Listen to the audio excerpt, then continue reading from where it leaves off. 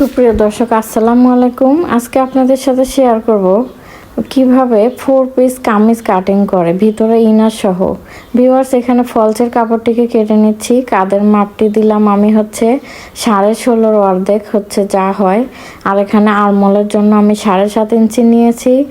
আর হিপের যে ফাড়াটা সেটার জন্য আমি 21 ইঞ্চি নিয়েছি। আজকে আমি কাটিং করব 44 সাইজের একটি কামিজ। তো ভিউয়ার্স, এই যে দেখতেই পাচ্ছেন আমি 3 জায়গার মাপটা কিভাবে নিয়ে নিচ্ছি। দেখতেই পাচ্ছেন এই যে আমি আরমোলের শেপটা দিয়ে নিলাম। তারপর এখন আমরা বডির মাপটা ধরবো।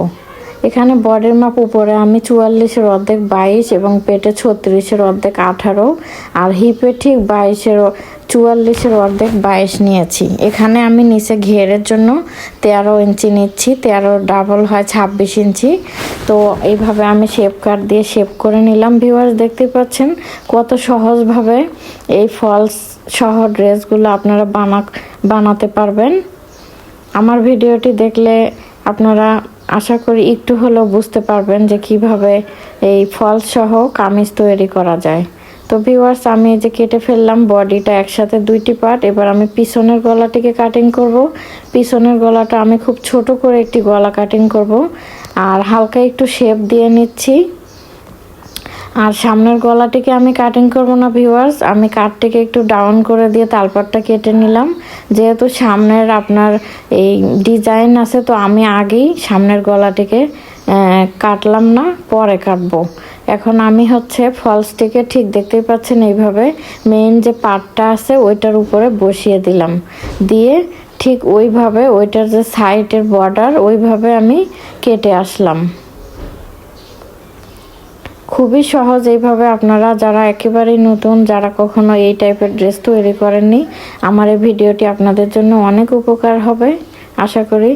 আর এই যে আমি পিছনের পাটটিকেও ঠিক লম্বার মাপটি আগে দিয়ে নিচ্ছি। এখানে আমি লম্বা টিকাচ্ছি 45 ইঞ্চি আর উপরের বাকি অংশটুকু আমি ছেটে ফেলবো।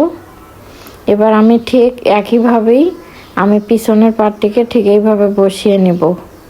বসিয়ে নিয়ে সুন্দর করে আমি সাইড দিয়ে আগের মতো করেই সাইড দিয়ে আমি যে বাড়তি অংশটুকু আছে সেগুলো কেটে ফেলবো। তো ভিউয়ার্স, দেখতে পাচ্ছেন কিভাবে কত দ্রুত আমি একটি ডাবল ড্রেস কাটিং করে ফেললাম। এবার হাতা কাটিং করব। হাতায় আমি কোনো ফলস দিব না, যেহেতু কাপড়টা চিননের কাপড়, অত বেশি শরীর দেখা যায় না। তো এখানে হাতা আমাদের লম্বা 20 ইঞ্চি হবে। 20 ইঞ্চিতে আমি মার্ক করে কেটে নিলাম। আর এখানে নিচে জয়েন লাগবে। তো আমি এখানে জামার যে সাইড থেকে যে কাপড়গুলো বের হয়েছিল ওগুলোকে ঠিক এইভাবে ধরে মুখের মাপ নিলাম 4 ইঞ্চি আর এখানে আরমোলের মাপ নিলাম 9.5 ইঞ্চি। এবার আমি শেপ কাট দিয়ে একটি শেপ দিয়ে নিচ্ছি। ভিউয়ার্স, দেখতে পেলেন আমাদের হাতাটিও কাটিং করা শেষ হয়ে গেল। এরকম সুন্দর সুন্দর ভিডিও পেতে আমার চ্যানেলের সাথেই থাকুন। আর যদি সেলাইয়ের ভিডিও দেখতে চান অবশ্যই আমি সেলাইয়ের ভিডিও দিয়ে দিব ইনশাল্লাহ। তো ভিউয়ার্স, সবাই সে পর্যন্ত ভালো থাকবেন। আল্লাহ হাফেজ।